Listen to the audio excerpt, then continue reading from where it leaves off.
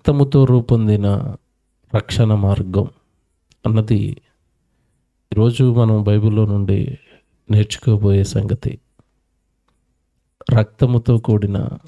రక్తముతో ఏర్పడిన లేదా కూడిన రక్షణ మార్గం. దేవుని పిల్లరా,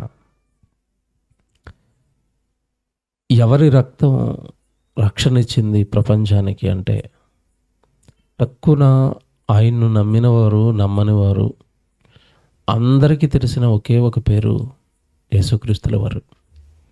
పరిచయం అక్కరలేని పేరు, ప్రపంచ దేశాలన్నిటికీ తెలిసిన ఒకే ఒక పేరు యేసుక్రీస్తుల వారు. ఆయన తెలియని దేశము, ఆయన తెలియని రాష్ట్రము, ఆయన తెలియని ప్రజలు లేరు. ఎక్కడో ఒక చిన్న దేశంలో, ఒక మారుమూల కుగ్రామంలో బెత్లెహేములో పుట్టిన యేసుక్రీస్తుల వారు ఎక్కడో దేశాలు ఖండాలు దాటేశాడు. మనకి మారుమూల ఉన్న మన గ్రామానికి కూడా ఆయన సువార్త, ఆయన రక్తము ఈరోజు మనకు అందడానికి గల కారణం యేసుక్రీస్తుల వారిని ఈ భూమి మీదకి పంపించింది ఆయన ప్రాణంతో లేదా ఆయన రక్తంతో భూమి మీద ఉన్న మనుషులందరి పాపాలు కడగాలనుకున్నది మనుషులందరినీ చేసిన దేవుడు. జాగ్రత్తగా వినండి. క్రైస్తవ్యము మతము అని, క్రైస్తవ్యము విదేశీ పుస్తకము అని అనుకునేవారు ఈ ఒక్క విషయాన్ని చాలా జాగ్రత్తగా ఆలోచించాలి. ఒకవేళ క్రైస్తవ్యం ఒక దేశానికో, యేసుక్రీస్తుల వారి రక్తం ఒక జాతి ప్రజలకు అవసరమైతే ఆయన ఈరోజు ప్రపంచవ్యాప్తం అయ్యేవాడు కాదు. దేవుని పిల్లలారా, ఎందుకు యేసుక్రీస్తుల వారి రక్తం ఇచ్చి మనుషుల పాపాలను కడగవలసి వచ్చింది అన్నప్పుడు, యేసుక్రీస్తుల వారి రక్తం చిందించటానికి వెనకాల జరిగిన చరిత్ర కాస్త ఈ రాత్రి మీకు తెలియాలి. యేసుక్రీస్తుల వారు సిలువలో వేలాడి తన రక్తాన్నంతా కూడా భూమి మీద ఉన్న ప్రజల పాపాల నిమిత్తమై కార్చడానికి గల కారణం వెనుక జరిగిన చరిత్ర మనకు తెలియాలి. దేవుని పిల్లలారా, ఈ భూమి మీద మనుషులందరికీ తండ్రి ఉన్నాడు, ఆయనే దేవుడు, ఆయన పరముందున్నాడు. ఈ మనుషులను కలిగించినప్పుడు, పరలోకాన్ని కలిగించినప్పుడు, ఈ సృష్టిని కలిగించినప్పుడు పరమందున్న ఆ తండ్రి భూమి మీద మనుషులందరికంటే ముందు కన్న కుమారుడే, పరలోకంలో కన్న కుమారుడే యేసుక్రీస్తుల వారు. ఆయనే జ్యేష్ఠ కుమారుడు. పరలోకంలో తండ్రి పక్కనే యేసుక్రీస్తుల వారు. తండ్రి ఆలోచనలలో లేదంటే తండ్రి ఉద్దేశంలో, సంకల్పంలో ఏర్పాటు చేయబడిన తన పిల్లలందరూ కూడా ఉన్నప్పుడు, తన పిల్లలైన వారు అందరికీ వరకు కూడా దేవుడి సృష్టిని కట్టడం ప్రారంభించాడు. అలా సృష్టిని కడుతున్నప్పుడు, పరలోకంలో మనలందరినీ దేవుడు కన్నప్పుడు, పరలోకంలో ఆయనలో మనం అందరం ఉన్నప్పుడు, అప్పటి వరకు వాతావరణం అంతా బాగుంది, అప్పటి వరకు వాతావరణం అంతా సంతోషంగా ఉంది. ఎప్పుడైతే తొలి మానవుడైన ఆదాము ఈ భూమి మీదకి ప్రవేశించాడో, ప్రవేశించిన కొద్ది కాలానికే పాపం చేయటం ప్రారంభమైంది. అక్కడి నుండి దేవుడి మదిలో ఉన్న సంతోషము, ఆనందము, దేవుడి మదిలో ఉన్న ఆశలు ఇవన్నీ కూడానండి ఏమండి నిజంగా పోయాయి. దేవుని మదిలో భయంకరమైన సంతాపము దేవుడి హృదయంలో ఏర్పడింది. ఎందుకంటే భూమి మీద ఉన్న ఈ పిల్లల కోసం కోట్ల సంవత్సరాలు కలలు కానీ కోట్ల సంవత్సరాలు ఈ సృష్టిని కట్టాడు. వస్తారు నా పిల్లలు అని నిరీక్షణ పుత్రులుగా నిరీక్షించాడు మన రాక కోసం. అలా వచ్చిన పిల్లలు వచ్చిన కొద్ది కాలానికే ఈ లోక సంబంధమైన పాపాలలో, అపవిత్రతలో, అపరిశుద్ధతలో ఎవడు నిజంగా కూరుకుపోయిన తర్వాత దేవుడు చూడలేకపోయాడు. ఈ మానవ జాతిలో ఉన్న ఈ పాపాన్ని దేవుడు చూడలేకపోయాడు. మీరు చూడండి, ప్రారంభం నుంచి కూడా దేవుడు పాపం చేయకుండా మనిషిని అదుపు చేయడానికి తన మాటను ఆజ్ఞగా ఇస్తూ వచ్చాడు. ఉదాహరణకి తొలి మానవుడైన ఆదాము దగ్గర నుంచే భూమి మీద ఉన్న మనుషులకు ఆజ్ఞలు ఉన్నాయి, లేవా? ఆదాముకి ఆజ్ఞ ఉందా లేదా? ఉంది. అంటే తొలి మానవుడు మొదలుకొని ఇప్పుడున్న మానవులు అందరి వరకు కూడా దేవుడు ఆజ్ఞలు ఇచ్చుకుంటూ వస్తున్నాడు. జాగ్రత్తగా వినండి. నీవు నీ భార్యతో ఉండటం ధర్మం, కానీ నీవు నీ పొరుగువాని భార్యను ఆశించటం పాపం, అది వ్యభిచారం అవుతుంది. దానికి మరణం తర్వాత నువ్వు శిక్ష అనుభవిస్తావు. నీ వస్తువును నువ్వు పొందుకోవటం, నీ వస్తువును నువ్వు అనుభవించటం ధర్మం. కానీ పక్కవాడు వస్తువును ఆశించటం, పక్కవాడు వస్తువు మీద ఎవడు నువ్వు ఆశ పెంచుకుని దొంగతనం చేయటం నేరం. వ్యభిచారాలు వద్దు, దొంగతనాలు వద్దు, అబద్ధాలు వద్దు, మోసాలు వద్దు. ఎన్నో మంచి మాటలండి. నీ వ్యక్తిత్వం లేదా దేవుడు నిన్ను ఎలాగైతే యథార్థంగా, పవిత్రుడిగా, పరిశుద్ధుడిగా, నిర్దోషిగా పుట్టించాడో నువ్వు అలాగే పెరగాలి, అలాగే బ్రతకాలి అని మనుషులకు దేవుడు జన్మనిస్తే కొద్ది కాలానికే, మనుషుడు ఈ భూమి మీదకి వచ్చిన కొద్ది కాలానికే పాపాలు చేయడం ప్రారంభించాడు. పోనీ ఆ పాపాలు ఏమైనా పెద్దవాడైపోయిన తర్వాత, వయసు వచ్చిన తర్వాత చేస్తున్నాడంటే, దేవుడికి మనిషిలో పాపాలు ఎప్పటి నుంచి కనబడుతున్నాయో బైబిల్లో ఒక వచనం చదివిస్తాను మీకు. ఆదికాండం 8వ అధ్యాయం మీరు చూడండి. ఆదికాండం 8వ అధ్యాయం 21వ వచనం చూడండి. ఆదికాండము 8వ అధ్యాయము 21వ వచనం దయచేసి అందరూ చూడండి. మనిషి ఎప్పటి నుండి దేవుడు ఎదుట పాపిగా నిలబడిపోయాడో, ఎంత ఘోరమైన పాపాలు చేస్తున్నాడో దేవుడు రాస్తున్నాడండి. ఆదికాండం 8వ అధ్యాయం 21వ వచనం. అప్పుడు యెహోవా ఇంపైన సువాసన గలను ఆగ్రాణించి, ఇక మీదట నరులను బట్టి నేను భూమిని మరలా శపింపను. ఎందుకనగా నరుల హృదయాలోచన వారి బాల్యము నుండి చెడ్డది. చూసారా, నరుల యొక్క హృదయాలోచన వారి బాల్యము నుండి చెడ్డది. బాల్యము నుండే చెడ్డది, బాల్యము నుండే చెడ్డది. అంటే మనిషి భూమి మీదకి వచ్చిన తర్వాత చెడిపోవటం, చెడు పనులు చేయటం ఎప్పటి నుంచి ప్రారంభించాడట? బాలుడుగా ఉన్నప్పటి నుంచే. అంటే పాపాల చిట్టా ప్రారంభించింది బాల్యకాలంలో. అంటే 60-70 సంవత్సరాల వృద్ధాప్యం వచ్చేసరికి అతని జీవితంలో ఎన్ని వేల కోట్ల పాపాల చిట్టా, ఎన్ని నేరాలు ఉంటాయి చెప్పండి మనిషి మీద. జాగ్రత్తగా వినండి, బాగా వినాలి. ఇది యేసుక్రీస్తుల వారు రక్తం ఎందుకు చిందించాడో అర్థం కావాలంటే ఈ విషయాలన్నీ మీకు అర్థం కావాలి. మనిషి పాపం చేయటం, నేరం చేయటం, తప్పు చేయటం, చెడు కార్యక్రమాలు చేయటం ఎప్పటి నుంచి ప్రారంభించాడట? బాల్యము నుండి. బాల్యము నుండి పాపాలు చేస్తున్నాడంటే బాల్యకాలం అయిపోయిన తర్వాత యవ్వన కాలం అయిపోయిన తర్వాత నడిప్రాయం అయిపోయిన తర్వాత వృద్ధాప్యం అయిపోయిన తర్వాత చావు. అంటే ఈ మధ్యలో ఉండే 60-70 ఏళ్ల జీవితంలో బాల్యము నిండే పాపాలు, నేరాలు చేసుకుంటూ వస్తున్నాడు. అంటే అసలు ఎన్ని వేల కోట్ల లక్షల పాపాలు మనిషి మీద ఉన్నాయో మీరు ఆలోచించాలి. ఇన్ని పాపాలు నీ మీద పేరుకుపోయిన తర్వాత, నీ జీవితమే పాపపు కోపంలో ఇరుక్కుపోయిన తర్వాత, అసలు నీ పాపాన్ని కడగాలి అంటే అసలు ఏది కడుగుతుంది? ఏది కడగలుగుతుంది? మీకు తెలుసో లేదనండి, ఒకప్పుడు పెద్దవాళ్ళు, మన పూర్వీకులు, వాళ్ళలో కాస్త దేవుడు, పాపము, ఈ భయాలు ఉండేవి. ఇప్పుడు సమాజంలో ఆ భయాలన్నీ పోయినాయిలండి. అప్పట్లో ఏం చేసేవారో మీకు తెలియదు కాదు. పెద్దవాళ్ళు సంవత్సరానికి ఒకసారో, 6 నెలలకు ఒకసారో కోడిని కోసేసేవారు ఎక్కడో ఒక చోట. మా కుటుంబం పేరుతో కోడిని కోసేస్తున్నాం. ఎందుకయ్యా కోడిని కోసారంటే ఏం చెప్పేవారు? ఒరే, మన కుటుంబం ఏమైనా పాపాలు చేసిందేమోరా, ఈ రక్తాన్ని చిందిస్తే మన పాపాలన్నీ పోతాయి. కాస్త డబ్బులు ఉన్న వాళ్ళు ఒక మేకను నరికేసేవారు. మీకు తెలియదు కదా, గ్రామాల్లో జరిగేవి ఇవన్నీ. ఎందుకు కోడిని చంపారు, ఎందుకు మేకను చంపారు, ఎందుకు బలేశారు అంటే దీని రక్తం చిందించడం వల్ల మన మీద దేవుడి కోపం ఏమైనా ఉంటే పోతుంది. మనం చేసిన పాపాలు ఏమైనా ఉంటే దేవుడు అనే ఆయన మనల్ని క్షమిస్తాడు. శాంతి చేయటం అట, దేవుడిని శాంతింప చేయటం అనేవారు దాన్ని. ఇప్పుడు ఎక్కడ ఉంది? తెల్లవారు లేస్తే చూపుతో పాపం, మాటతో పాపం, ఒళ్ళంతా పాపం, క్రియలన్నీ పాపం ఏమంటే పేరుకుపోయినా పాపాన్ని కడుక్కోవాలి. దేవుడు అనే ఆయన ఉన్నాడేమో, నేను చేస్తున్న పాపాలకు శిక్ష వేస్తాడేమో, దేవుడు అనే ఆయన నేను చేస్తున్న ఘోరాలకు, నేరాలకు దేవుడు అనే ఆయన నా మీద ఏమైనా కోపంగా ఉన్నాడేమో, నాకేమైనా దేవుడి వలన కీడు, చెడు జరుగుతుందేమో.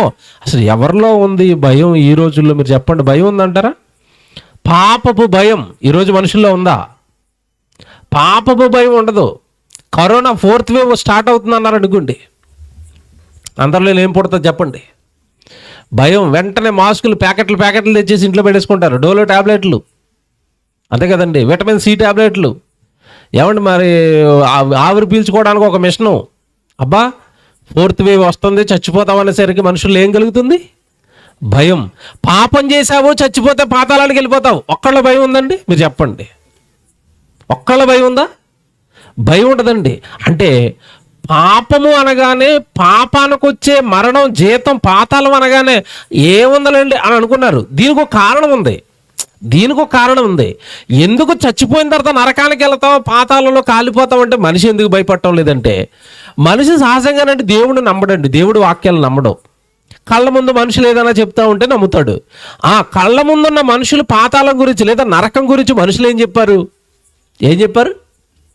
పాతాళం చచ్చిపోయిన తర్వాత నూనెలో వేసి ఫ్రై చేస్తారట, చిన్న చిన్న శిక్షలు వేస్తారట. ఎవడు ఒకవేళ నువ్వు పాతాళానికి వెళ్ళకుండా స్వర్గానికి వెళ్ళిపోతే రంభా, ఊర్వశి, మేనక డ్యాన్సులు ఆడుకుంటారట. ఇవే కదండి చెప్పారు. ఇకపోతే చచ్చిపోయిన తర్వాత నరకం గురించి ఎంత విచిత్రంగా చూపించారు టీవీల్లో, సినిమాల్లో. ఏమంటే దర్శకులు కానీ ఎలా చూపించారంటే, పాతాళం అనేసరికి ఏమీ లేదు, అక్కడ ఒక ఆయన ఉంటాడు, ఆయన మోసం చేస్తే ఆయనకి ఏదైనా మనం లేనిపోని చెప్పేస్తే మన ఇష్టం వచ్చినట్టు తిరగొచ్చు అక్కడ శిక్షణ తప్పించుకుని. ఒకవేళ నీకు అక్కడ ఇంకా బాగా బోరు కొట్టేస్తే ఆయనకి ఏదో చెప్పేసాట, మరలా భూమి మీదకి వచ్చేస్తాడట. ఏదో అత్తోరిల్లు చూపించినట్టు చూపించారు నరకాన్ని. నాకు ఇష్టం వచ్చినప్పుడు వెళ్తాను, నాకు ఇష్టం లేనప్పుడు ఆయన మీద గొడవడి కిందకి వచ్చేస్తాను, అంతే కదండి. పాతాళం అంటే ఎవరికి భయం ఉంది ఈరోజు? పాతాళం నరక శిక్షను కూడా కామెడీగా చూపించారు సినిమాల్లో, చూపించలేదా? సో ఇప్పుడు మనిషికి ఏమొచ్చిందంటే, ఆ పాతాళమా ఇంతే కదండి, ఆఫ్టర్ ఆల్ అండి, ఏదో చిన్న చిన్న శిక్షలు అటండి. ఇప్పుడు చెప్తాను, జాగ్రత్తగా వినండి. పాపం చేస్తే పాతాళానికి మనిషి వెళ్ళిపోతాడు అని దేవుడు మొదటి నుంచి ఆలోచించండి. ఆ పాపం చేయకుండా అడ్డుకట్టలు వేయడానికి, ఆ పాపంలో మనిషి పడిపోకుండా మనిషిని కాపాడడానికి దేవుడు తొలి మానవుడు నుండి ఆజ్ఞలు ఇచ్చుకుంటూ వస్తున్నాడు. ఆజ్ఞ, నా మాట ప్రకారం నడువు నాయనా, నువ్వు పాపంలో పడకుండా ఉంటావు అని మొట్టమొదటి మనిషి నుండి దేవుడు ఆజ్ఞలు ఇచ్చుకుంటూ వస్తున్నా దేవుడి మాటను ఈ మానవ జాతి బేఖాతరు చేయటం, పక్కకు పెట్టేయటం, తృణీకరించటం మొదలుపెట్టింది. తద్వారా బాల్యకాలము నుండే మనిషి జీవితం అంతా కూడా దేనితో నిండుకుపోయింది? పాపాలతో, నేరాలతో నిండుకుపోయింది. ఎవరికి అడగాలి ఈ పాపాలు? ఇప్పుడు చెప్తాను, జాగ్రత్తగా వినండి. మనిషి దేవుడు ఆజ్ఞకు మీరి పాపాలు ఎప్పుడైతే చేసుకుంటూ వస్తున్నాడో దేవుడు అదుపు చేయడానికి ప్రయత్నం చేశాడండి. నాయనా పాపం, నాయనా పాపం, నాయనా పాపం, పాపం, పాపం. అది ఏమంటే దేవుడు ఈ భూమి మీదకి ఇచ్చిన జీవితానికి భిన్నంగా నువ్వు జీవిస్తున్నావు. మీకు ఒక మాట చెప్తాను. బైబిల్లో మీరు చదువుకుంటున్నప్పుడు 2 ప్రధానమైన శిక్షలు, ఘట్టాలు మీకు బైబిల్లో కనబడతాయి. ఒకటి 6వ అధ్యాయం తర్వాత జరిగిన జలప్రళయం, తెలుసు కదా మీకు, నోవహు జలప్రళయం. రెండోది సొదొమ గొమొర్రా పట్టణాల నాశనం. రైట్? ఇప్పుడు మీరు ఎప్పుడైనా లోతుగా ఆలోచించారా? అసలు ఆ రోజు నోవహు జలప్రళయం ద్వారా దేవుడు నీళ్లను రప్పించి భూమి మీద ఉన్న మనుషులు తన పిల్లల్ని ముంచి ముంచి ముంచి ముంచి మరీ చంపాడండి. ఎందుకు చంపాడు? ఎప్పుడైనా ఆలోచించారా? ఎందుకు చంపాడు? ఎప్పుడైనా ఆలోచించారా? అసలు నోవహు జలప్రళయం నాటికి దేవుడు ప్రజలను అంత ఘోరంగా నీళ్లలో ముంచి ఎందుకు చంపాడు? ఎందుకు చంపాడు తెలుసా? మీరు నవ్వుకుంటారు. ఇప్పుడు ఒక్క పెళ్లి చేసుకుంటారంటే ఒక్కొక్కడు 2 పెళ్ళిళ్ళు, 3 పెళ్ళిళ్ళు, 4 పెళ్ళిళ్ళు చేసుకుంటున్నారు, తెలుసా? ఆదాము చేసినప్పుడు స్త్రీలను ఎంతమందిని చేశాడు చెప్పండి దేవుడు? హవ్వలు ఎంతమంది? ఎందుకు ఒక్క హవ్వనే చేశాడు? మీకు అర్థమైందా? ఒక పురుషుడు చచ్చిపోయేంత వరకు ఒక స్త్రీతోనే ఉండాలి. దానికి భిన్నంగా ఎప్పుడైతే ఆదికాండం 6వ అధ్యాయానికి వచ్చేసరికి ప్రజలు ప్రవర్తిస్తున్నారో, మీకు తెలుసు కదా, ఆదికాండం 6వ అధ్యాయం 2వ వచనం చదువుతున్నప్పుడు అక్కడ ఒక మాట ఉంటుంది. నరుడి కుమార్తెలు, ఆ నరుడి కుమారులు భూమి మీదకి వచ్చిన తర్వాత అంటే స్త్రీలలో వాళ్ళ మనసుకు నచ్చిన స్త్రీలను ఏం చేశారట? వివాహం చేసుకున్నారు. చదువుతారు చూడండి, ఆదికాండం 6వ అధ్యాయము 2వ వచనం. దేవుని కుమారులు, దేవుని కుమారులు, ఇది పదం చూడండి, దేవుని కుమారులు. ఆదాము ఎవరి కుమారుడు? దేవుని కుమారుడు. ఆదికాండం 6వ అధ్యాయంలో ఉన్న పిల్లలు ఎవరి కుమారులు? దేవుని కుమారులు. ఇక్కడ కూర్చొని మీరు అందరూ ఎవరి పిల్లలు? ఇప్పుడు దేవుని కుమారులు. భూమి మీద ఉన్న ఈ 800 కోట్ల మంది ఎవరి పిల్లలు? దేవుని కుమారులు. దేవుని కుమారులు దేవుని మాటల ప్రకారం బ్రతకాలి. ఇప్పుడు దేవుని కుమారులకి దేవుడు ఎన్ని పిల్లలు పెట్టాడు? ఒక్క పెళ్ళి. ఒక్కొక్కడు 3 4 చేసుకుంటే ఆయనకి కోపం వచ్చింది, కోపానికి శిక్ష వచ్చింది. ఆ శిక్ష ఏమండి? ఆ రోజు జరిగిన జలప్రళయం. చదువుతారు చూడండి. దేవుని కుమారులు నరుని కుమార్తెలలో చక్కని వారిని చూచి వారందరిలో తమ మనసుకు నచ్చిన వారిని, తమ మనసుకు నచ్చిన స్త్రీలను. ఆ పదం చూడండి, స్త్రీనా స్త్రీలనా? చూసారా? స్త్రీని పెళ్లి చేసుకుంటారని ఒక్క అవ్వమని చేస్తే స్త్రీలను పెళ్లి చేసుకోవడం స్టార్ట్ చేశారట. ఒక పెళ్ళి అవుతుంది, 2 పెళ్ళిళ్ళు పెళ్ళా వ్యభిచారమా? మీకు ఏమర్థమవుతుంది ఇప్పుడు? 2వ పెళ్లి చేసుకోవడం పెళ్ళా వ్యభిచారమా? వ్యభిచారం. 3వ పెళ్లి పెళ్ళా వ్యభిచారమా? ఇప్పుడు వాళ్ళు పెళ్ళిళ్ళు చేసుకుంటున్నారా, వ్యభిచారం చేస్తున్నారా? ఉంచుతాడండి దేవుడు? ఉంచుతాడా? చంపాడు, నీళ్ళల్లో ముంచి చంపాడు. సేమ్ మీరు కొంచెం ముందుకు వచ్చేసరికి సొదొమ గొమొర్రా పట్టణాల దురావస్థ మీకు తెలియదు కదా. పట్టణాలు దేంతో నిండిపోయినాయట? వ్యభిచారంతో నిండిపోయి. ఆ రోజు వాళ్ళని అగ్నిగంధకాలు గురిపించి కాల్చేసాడు వాళ్ళందరినీ. ఇప్పటికీ కూడా ఆ 2 ప్రాంతాలలో మీరు వెళితేనండి, చౌడు నెల, ఎప్పటికీ పంటలు పండటం లేదు అక్కడ. ఇదంతా మీకు ఏమర్థమవుతుంది? మనిషికి చక్కటి జీవితాన్ని భూమి మీద అనుగ్రహిస్తే దేవుడు ఆజ్ఞలను మీరి పాపం చేయటం బాల్య దినాల నుండి నేర్చుకున్నాడు. దానికి దేవుడి కోపానికి గురవుతూనే ఉన్నాడు, శిక్షలు అనుభవిస్తూనే ఉన్నాడు, పాతాళానికి జారిపోతూనే ఉన్నాడు. ఇదంతా చూస్తున్న పరలోకపు తండ్రి, ఆ పక్కనే పరలోకంలో ఉన్న యేసుక్రీస్తుల వారు ఈ మానవ జాతిని చూసండి బాధపడిపోతున్నారండి. ఎలాగ వీళ్ళ పాపాలు మాన్పించాలి, ఎలా వీళ్ళని కంట్రోల్ చేయాలి, ఎలా వీళ్ళలో ఉన్న పాపాలను తీసివేయాలి. మొట్టమొదట ఇచ్చిన జనాంగం దగ్గర నుంచండి, తర్వాత దేవుడు జనాంగంగా చెప్పుకుంటున్న ఇశ్రాయేల్ వరకు మీకు చరిత్ర అంతా తెలుసు. పాత నిబంధనలు ఆదికాండం నుంచి 50 అధ్యాయాలు అయిపోయిన తర్వాత నిర్గమకాండం 1వ అధ్యాయంలో 2వ అధ్యాయంలో ఇశ్రాయేల్ ప్రస్తావన. అంటే వాళ్ళ సమూహం ఐగుప్తు దేశంలో 430 సంవత్సరాలు బానిసలుగా ఉండిపోయిన తర్వాత నాయకుడిగా మోషేను పుట్టించి వాళ్ళందరికీ మరలా మోషేను దేవజనుడిగా పెట్టి వాళ్లకు దైవజనుడైన మోషేతో ఆజ్ఞలు ఇవ్వడం ప్రారంభించాడు. మీకు తెలియదు కాదు. అందులో ప్రధానమైన ఆజ్ఞలుగా మీకు 10 ఆజ్ఞలు కనబడతాయి. ఏమన్నా చెప్పండి, ఆ 10 ఆజ్ఞల్లో ఉన్న సంగతులు ఏంటి? నన్ను తప్ప మీరు ఎవరిని ఏ రూపాన్ని మీరు పూజించకూడదు, తల్లిని తండ్రిని సన్మానించాలి, దొంగతనం చేయకూడదు, వ్యభిచారం చేయకూడదు, నరహత్య చేయకూడదు, సరే అబద్ధ సాక్ష్యము పలకకూడదు, యెహోవా నామాన్ని మీరు వ్యర్థంగా ఉచ్చరించకూడదు. ఇవన్నీ ఏంటనుకున్నారు? ఇవన్నీ మళ్ళీ ఏంటవి? ఆజ్ఞలు. ఎవడు మీకు మాట అడుగుతాను, రూల్ ఎప్పుడు వస్తుంది చెప్పండి? వ్యభిచారం చెయ్యొద్దు అని వాళ్ళతో చెప్తున్నాడంటే అప్పటికి వాళ్ళు ఏం చేస్తున్నారు చెప్పండి? వ్యభిచారం. నరహత్య చెయ్యొద్దు అన్నాడంటే ఆ జాతి మొత్తం అప్పటికంతా ఏం చేస్తుంది? నరహత్య. తప్పు జరుగుతున్నప్పుడే కదండి రూల్ వస్తుంది. మాస్క్ పెట్టుకోండి అన్న రూల్ ఎప్పుడు వచ్చింది? కరోనాకు ముందు ఎవడన్నా మాస్క్ పెట్టుకున్నాడా? మీకు అర్థమైందా? మాస్క్ అన్న సంగతే మనకు తెలియదు. ఆ హాస్పిటల్లో సర్జరీ చేసే డాక్టర్లు పెట్టుకునేవారు అంతే. అంతకుముందు మనకి మాస్క్ ఏమన్నా మనకు తెలిసండి? అసలు తెలియదండి. మాస్క్ ఎందుకు వచ్చింది? కరోనా వచ్చింది కనుక. ఆజ్ఞలు ఎందుకు వచ్చాయి? పాపం వచ్చింది కనుక, తప్పులు పెరిగాయి కనుక, నేరాలు పెరిగాయి కనుక ఆజ్ఞలు వచ్చాయి. నిజంగానండి దేవుడు ఎంత మంచోడో చెప్తానండి. ఆజ్ఞేశాడు, ఆగరా అన్నాడు, ఒక్కడ ఆగాడండి? ఇశ్రాయేల్ ఎవడైనా ఆగాడా? ఆగడండి. వ్యభిచారం వద్దురా, చచ్చిపోతావురా, నీకు ఎయిడ్స్ రోగం వస్తుందిరా, నీ శరీరము చచ్చిపోద్దురా, నీ భార్య పాడైపోద్దురా, నీ కుటుంబం పాడైపోద్దురా, నీ శరీరం పోయిందిరా, తర్వాత చచ్చిపోయిన తర్వాత పాతాళానికి నీ ఆత్మ వెళ్ళిపోతుందిరా, జాగ్రత్తరా అన్నాడు. అబ్బాయి పట్టించుకుంటాడు మనిషి? బేఖాతరు చేశాడు. నువ్వు అలాగే చెప్తావు, నేను అలాగే పాపాలు చేస్తాను. కన్న తండ్రి కదండి, వదులుకోలేడు కదండి, కన్నపాశం కదండి. పాపం చేస్తున్నాడు, ఆజ్ఞకు వ్యతిరేకంగా పాపం చేస్తున్నాడు. పాపం చేస్తున్న వాడిని విడిచిపెడితే చచ్చిన మరుక్షణం ఎక్కడికి వెళ్ళిపోతాడు? పాతాళానికి వెళ్ళిపోతాడు. దేవుడు కన్నపాశం కదండి, తానే ఒక అడుగు దిగాడండి. ఒరే మూర్ఖులరా మీరు, మూర్ఖ జాతిరా మీది.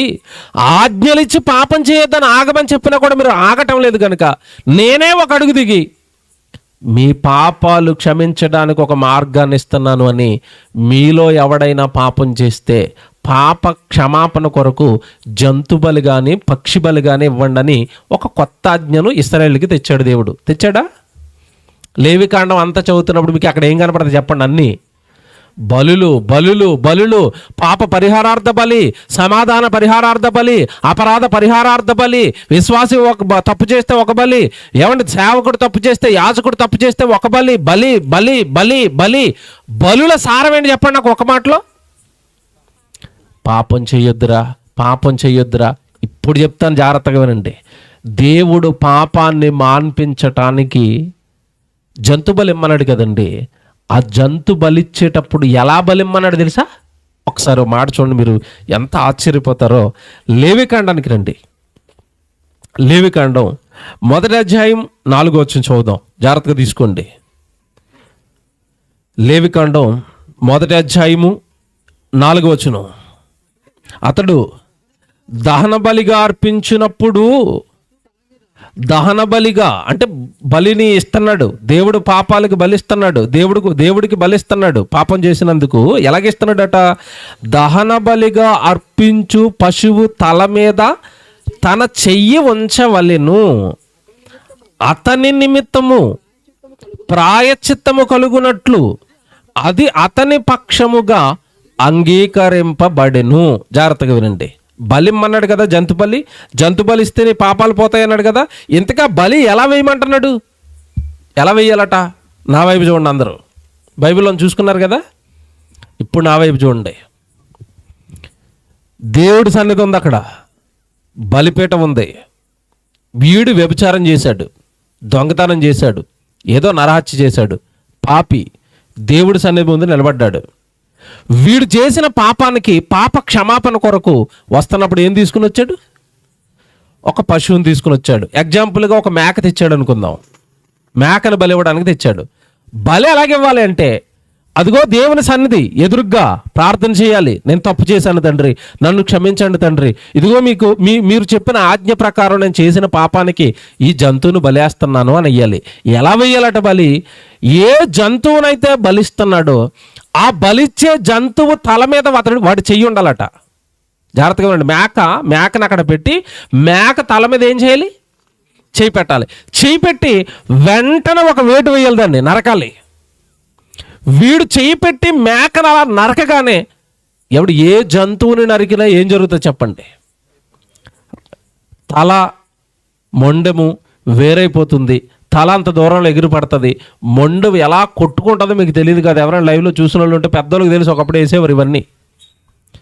కొట్టుకుని కొట్టుకుని కొట్టుకుని దాని మెడలో నుంచి రక్తం ఎలా వస్తుందో తెలుసండి?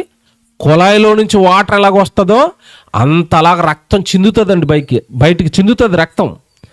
రక్తం చింది రక్తం చింది రక్తం చింది కొట్టుకొని కొట్టుకొని కొట్టుకొని కొట్టుకొని కొట్టుకొని కొట్టుకొని కొద్దిసేపటికి ఆగిపోద్దండి. అంతలాగా కొట్టుకొని కొట్టుకొని కొట్టుకొని కళ్ళ ముందు ఒక జంతువు చచ్చిపోవడానికి గల కారణం ఏంటి చెప్పండి? ఏంటి? వీడు రాత్రి అనుభవించిన పరాయి స్త్రీ కదా. వ్యభిచారం చేశాడు అంటే పరాయి స్త్రీని అనుభవించాడు. అక్కడ ఆ పాపం చేసినందుకు, సుఖాన్ని అనుభవించినందుకు వీడి పాపానికి అక్కడ ఏం చచ్చిపోయింది చెప్పండి? జంతువు చచ్చిపోయింది. జంతువు చచ్చిపోయింది. మాట్లాడు, బస్సు అన్నయ్య నెంబర్ ఉంటుంది, వాళ్ళకి చేసి చెప్పాను. జాగ్రత్తగా వినండి. ఇతడు చేసిన పాపానికి ఒక జంతువు కొట్టుకొని కొట్టుకొని కొట్టుకొని కొట్టుకొని చచ్చిపోయిందండి. మీకు మాట్లాడుతానండి, ఆ ప్లేస్లో మీరు ఉన్నారనుకోండి, జాగ్రత్తగా ఆలోచిద్దాం. మీరు వ్యభిచారం చేశారు, మీరు బలిచ్చారు, మీకోసం అది అలా కొట్టుకొని కొట్టుకొని కొట్టుకొని కొట్టుకొని కొట్టుకొని కొట్టుకొని చచ్చిపోయింది. రెండోసారి వ్యభిచారానికి వెళ్ళాలనిపిస్తుందా? వెళ్ళాలనిపించేటప్పుడు మీకు ఏం జ్ఞాపకం వస్తుంది చెప్పండి? నేను మళ్ళీ వ్యభిచారం చేస్తే నా కోసం మళ్ళా ఒక జంతువు కొట్టుకొని కొట్టుకొని చచ్చిపోతుంది. అసలు ఎవరికైనా పాపం చేయాలనిపిస్తుందండి? ఈ ప్రాసెస్ చేసిన తర్వాత, ఈ ప్రాసెస్లో పాపాలు తీస్తున్న తర్వాత ఎవరికైనా మళ్ళీ పాపం చేయాలనిపిస్తుందా? నేరం చేయాలనిపిస్తుందా? దొంగతనం చేయాలనిపిస్తుందా? అనిపించదండి. కానీ ఇశ్రాయేలుకి అనిపిస్తుందండి. అలాంటి జాతిది. వాళ్ళే కాదు, ఈ రోజున్న వాళ్ళు. చివరిలో చెప్తాను, చివరిలో మన దగ్గరికి వస్తాను. వాళ్ళ దగ్గర తిరిగితే ఎలాగ మన దగ్గర రావాలి కదా, తిరిగి మన దగ్గరికి వస్తుంది. ఒకప్పుడు ఇశ్రాయేలు మీరు పాపాలు మానేయండిరా, మీ పాపాలు చేస్తుంటే మీకోసం జంతువు చచ్చిపోతుందిరా, అల్లాడిపోతుందిరా మీకోసం, దాని ప్రాణం పోతుందిరా. నువ్వు చేసిన పాపాలకి దాని ప్రాణం పోతుందిరా అంటే ఇశ్రాయేలు ఆగారు అనుకుంటున్నారా? పాపాలు చేయకుండా ఆగారా? ఒక్కడాగలేదండి. ఇది ఎలా అనిపించిందంటే వాడికి పాపానికి మందు దొరికిందిరా అన్నట్టుగా ఫీల్ అయ్యాడు. ఈరోజు వ్యభిచారం కాస్త కోస్త కంట్రోల్లో ఉండడానికి కారణం ఏంటో తెలుసండి? ఎయిడ్స్కి మందు లేదు. పొరపాటున ఎయిడ్స్కి మందు వచ్చింది అనుకోండి, ఏం జరుగుతుంది చెప్పండి? మీకు తెలుసు ఏం జరుగుతుంది? ఒక్కడాగడు, పాపం పేట్రేగిపోతుంది. ఆ రోజు వాళ్ళు చేస్తున్న పాపాలకి ఇది ఎలా దొరికిందంటే, ఇదైతే మెడిసిన్ లాగా ఉందే, నేను వ్యభిచారం చేస్తాను, నేను దొంగతనం చేస్తాను, కోడినో మేకనో గొర్రెనో ఆవునో దూడనో నరికేస్తాను. క్రూరులుగా మారిపోయారండి. కళ్ళ ముందు వాడు చేస్తున్న పాపాలకి జంతువులు చచ్చిపోతున్న పాపాన్ని మానాలన్న పాపపు భీతి వాళ్ళ నుంచి వెళ్ళిపోయింది. ఏం చేయాలి చెప్పండి? ఏం చేసి కాపాడుకోవాలి చెప్పండి? దేవుడు ఏమంటున్నాడు తెలుసండి బైబిల్లో? వీళ్ళ భయంకరమైన కార్యక్రమాలు. ఇంకో పాపం చేస్తున్నాడు, 2 మేకలు 3 మేకలు పట్టుకొని దేవుడికి వేసేస్తున్నాడు. పాపం మానరాని ఆ బలిని ప్రవేశపెడితే పాపానికి మందులా ఫీల్ అయ్యి బలి మీద బలి ఇస్తున్నాడు. ఈ బలులు వల్ల దేవుడు సంతోషించాడు అనుకుంటున్నారా? అసహ్యం వేసేసినాయండి ఆ బలులు అంటే. ఇప్పుడు చూడండి ఎంత బాగా మాట్లాడతాడు దేవుడు. హెబ్రీయులకు రాసిన పత్రిక ఈ బలుల గురించి ఏమంటున్నాడు చూడండి. హెబ్రీయులకు రాసిన పత్రిక 10వ అధ్యాయం 3వ వచనం చూడండి. హెబ్రీయులకు రాసిన పత్రిక 10వ అధ్యాయం 3వ వచనం. అయితే ఆ బలులు అర్పించుట చేత ఏటేటా, చూసారండి, బలులు అర్పించటం వల్ల ఏటేటా ఏం జ్ఞాపకం వస్తున్నాడు దేవుడికి? ఇప్పుడు ఇంతకీ పాపాలు మాన్పించడానికా బలి, పాపం చేసి బలి వేసుకోవడానికా బలి? అర్థమైందా మీకు? జాగ్రత్తగా వినండి. పాపం మాన్పించడానికి బలిచ్చాడా? మీరు విస్తృతంగా పాపాలు చేసుకోండిరా, విస్తారంగా తర్వాత బలి వేసుకోండిరా అని బలి ఇచ్చాడా? పాపాలు మానుకోండ్రా, పాపాలు మానేయండ్రా అని బలిచ్చాడు. ఇది ఎలాగుంటుంది అంటేనండి, చాలామంది షుగర్ పేషెంట్లు ఉంటారండి. డాక్టర్ పదే చెప్తాడు, అన్నం ఎక్కువ తినొద్దురా, స్వీట్లు తినొద్దురా అంటాడు. ఉన్న షుగర్ని కంట్రోల్ చేయడానికి ఒక ట్యాబ్లెట్ ఇస్తాడు. తెలుసు కదా మీకు? ట్యాబ్లెట్ ఇస్తాడు. మనోళ్ళు ఎలా ఫీల్ అవుతారు తెలుసా? ట్యాబ్లెట్ ఉంది కాబట్టి 3 పూట్ల ఇంత అన్నం తినేసి ట్యాబ్లెట్ వేసేస్తాను. షుగర్కి ట్యాబ్లెట్ ఉంది కనుక ఇష్టం వచ్చినట్టు షాప్ పండితే షాప్ దగ్గరికి వెళ్ళి స్వీట్లన్నీ కూరేసి ట్యాబ్లెట్ వేసేస్తాను. తగ్గుతుందండి? ఎక్కువైపోద్దా? ట్యాబ్లెట్ ఉన్నదాన్ని కంట్రోల్ చేయడానికి నువ్వు పెంచుకుంటా ఉంటే ట్యాబ్లెట్ ఎక్కడ పనిచేస్తుందా? అలా ట్యాబ్లెట్లోంచి కొద్ది రోజులకి దేంట్లోకి వస్తాడు చెప్పండి? ఇన్సులిన్లోకి వస్తాడు. ఇంకా షర్ట్ తిప్పుకోవడం, పొట్ట మీద పొడుచుకోవడమే. ట్యాబ్లెట్ పనిచేయదు. ఇక ఎందుకు ట్యాబ్లెట్ పనిచేయటం లేదు? ఎప్పుడైనా గమనించారా? ట్యాబ్లెట్ ఎందుకు పనిచేయటం లేదు? డోస్ లిమిట్ క్రాస్ అయిపోయాడు. ట్యాబ్లెట్తో కంట్రోల్ చేసుకోవాల్సిన షుగర్ని ఆపలేదు, తిండి లోపలేదు, షుగర్ కంటెంట్ తగ్గించలేదు, షుగర్ ఎక్కువైపోయింది. ఏమంటే ఇక్కడికి వచ్చాడు. ఆ తర్వాత ఫోన్ చేసినా మీకు తెలియదు కదా, ఇంక చెప్పవసరం లేదు. ఫోటోకు దండే. షుగర్ ఎక్కువైపోయిందంటే ప్రాణం తీసుకున్నాడు. ఇప్పుడు చెప్తాను జాగ్రత్తగా వినండి. పాపాలు చేస్తున్నప్పుడు బలేరా, బలి నీ కోసం ఒక జంతువు చచ్చిపోతుందిరా. ఆ జంతువు చచ్చిపోతున్నప్పుడు ఆ జంతు బలిని చూసి నీ పాపాలు మానేయరా అంటే వీళ్ళు ఏం చేస్తున్నారట? ఏటేటా ఏం చేస్తున్నారట దేవుడికి? అంటే ఆ బలికి వచ్చిన వాళ్ళు అందరూ ఎవరు చెప్పండి? ఇప్పుడు ఎవరు? పాపం చేసిన వాళ్ళందరూ గుంపుగా వచ్చి, దేవా నీ దగ్గరికి వచ్చాము, నీకు స్తోత్రాలు చెప్తాము, నీకు బలులు వేస్తామంటే దేవుడికి ఎలా ఉంటుందండి? దేవుడికి ఎలా ఉంటుంది? మీకు ఇది అర్థమవుదు. శుభ్రంగా తల్లి తనకున్న 2 పిల్లల్ని మంచి శుభ్ర స్నానం చేయించి మంచి బట్టలేసి అలా బయటకు వదిలిన తర్వాత 1 అరగంటలో మొత్తం బురదంతా వాడు ఒంటి నిండా వేసుకుని, డ్రైనేజ్లో ఉన్నదంతా వాడు బట్టల నిండా అడ్డించుకుని, మురికి గుడ్డలతో 2 వచ్చి మమ్మీ అని నిలబడ్డారు ఇంటి ముందు. ఎలాగుంటుంది అమ్మకి? నా ప్రియమైన పిల్లలు వచ్చారు, రండి వెల్కమ్ అంటదా? కర్రచ్చుకుని వస్తుంది ముందు బయటికి. మీరు బాగా ఆలోచించండి. ఎలా పంపించాను రా బయటికి, ఎంత ముద్దుగా తయారు చేశాను రా. స్నానం చేయించాను, సబ్బెట్టి తల స్నానం చేయించాను, మంచి బట్టలు వేసాను, పొగడ రాశాను. పౌడర్ ఏదిరా? అడుగుదా? పౌడర్ ఏదో ఒంటి మీద వేసిన పౌడర్ అయితే బురద ఎక్కడ అందించుకున్నావురా? ఎక్కడికి పోయావురా? ఏ పనికి మాలోడితో తిరిగావురా? అంటదా అందండి తల్లి కోపంలో. మరి ఈరోజు భూమి మీదకి నువ్వు పరిశుద్ధుడిగా వచ్చావు కదా, పవిత్రుడిగా వచ్చావు కదా, అదే పరిశుద్ధతతో అదే పవిత్రతతో దేవుడి ముందు దేవుడి సన్నిధిలో కనపడాలి కదా. ఎలా కనపడుతున్నావు? పాపాలు, మాటతో పాపం, చూపుతో పాపం, ఎవడి క్రియలతో పాపం, ఎవడి ఆలోచనలో పాపం, జీవితం అంతా పాపం. పాపం చేసి ప్రతి ఆదివారం గుడికి వెళ్తుంటే దేవుడికి ఎలా ఉంటుంది చెప్పండి? దేవుడికి ఎలా ఉంటుంది? వచ్చారు నా భక్తుడు ఫీల్ అవుతాడా? ఆ పాపపు గుంపును చూసి బాధపడతాడా? బాగా ఆలోచించుకోండి. ఇప్పుడు చెప్తాడు చూడండి, అక్కడ 3వ వచనం జాగ్రత్త చదవండి. ఎబ్రీ పత్రిక 10వ అధ్యాయం 3వ వచనం. అయితే ఆ బలులు అర్పించుట వలన ఏటేటా నాకు పాపములు జ్ఞాపకమునకు వచ్చుచున్నవి. ఏలయనగా ఇక్కడ ఇక్కడ ఇక్కడ అండర్లైన్ చేసుకోండి. ఎలయనగా ఎడ్ల యొక్కయు మేకల యొక్కయు రక్తము పాపములు తీసివేయుట అసాధ్యం. చూసారా? ఒకప్పుడు పాపాలు మాన్పించటానికే బలిని ప్రవేశపెడితే, జాగ్రత్తగా వినాలి, ఆ బలులట ఇక పాపాన్ని తీసివేయలేని స్థితిలోనికి బలులు కూడా వెళ్ళిపోయాట. ఎందుకు వెళ్ళిపోయాయి? పాపాల డోసు ఎక్కువైపోయింది. ఎంత చెప్పాను కదా, ట్యాబ్లెట్తో ఎందుకు ఆగలేదు షుగరు? డోసు ఎక్కువైపోయి ఇన్సులిన్కి వచ్చాడు. అలాగే జంతు బలితో ఆగవలసిన పాపాలు పాపం మీద పాపం, పాపం మీద పాపం, పాపం మీద పాపం. ఎన్ని పాపాలు చేశాడో ఈడికే గుర్తు లేకుండా 2 ఎడ్లు పట్టుకుని వచ్చాడు. ఈడు 100 పాపాలు చేసి 2 ఎడ్లు బలేస్తే పాపం పోయిందా? ఎన్నింటిపోయినాయి బ్యాలెన్స్? ఇంకా 98. ఎవడికి అడగాలి అవి? మీకు అర్థమవుతుంది? ఇప్పుడు మీకు అర్థం అవడం చెప్తున్నాను ఇవన్నీ. ఈడు 100 పాపాలు చేశాండి, బడ్జెట్ లేక 2 ఎద్దులు పట్టుకుని వచ్చాడు. బడ్జెట్ ప్రాబ్లం కదా 100 ఎద్దులు తేవాలంటే. మరి ఇప్పుడు ఒక్కో పాపానికి ఒక్కొక్క ఎద్దండి. పాపాలు ఎన్ని చేశాడు? 100. బడ్జెట్ లేక ఎన్ని ఎద్దులు పట్టుకొచ్చాడు? పాపం పోయిందా? అలాగే పేర్కొనుందా? అదే రాస్తున్నాడు ఇప్పుడు అక్కడ. ఎడ్ల యొక్కయు మేకల యొక్కయు. అసలు వాడిలో ఉన్న పాపాలను తీసేయడానికి డోస్ సరిపోవటం లేదు. మీకు అర్థమవుతుందా? పాపంలో పిహెచ్డీలు అయిపోయినాయండి మనుషులకి. పాపంలో పిహెచ్డీలు చేశారు. పాపంలో పిహెచ్డీలు.